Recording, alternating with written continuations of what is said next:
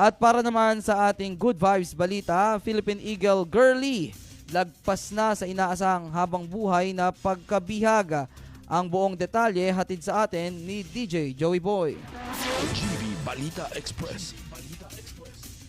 Iko patuloy nga nagbibigay inspirasyon ang Philippine Eagle na si Girly matapos malampasan ang inaasahang haba ng buhay ng kanyang species habang nasa pangangalaga ng tao. Ayon sa Department of Environment and Natural Resources o DENR, nasagip si Girly noong 1982 matapos masugatan ng tirador na naging sanhi ng permanenteng pinsala sa kanyang pakpak at pagkawala ng paningin ng isang mata.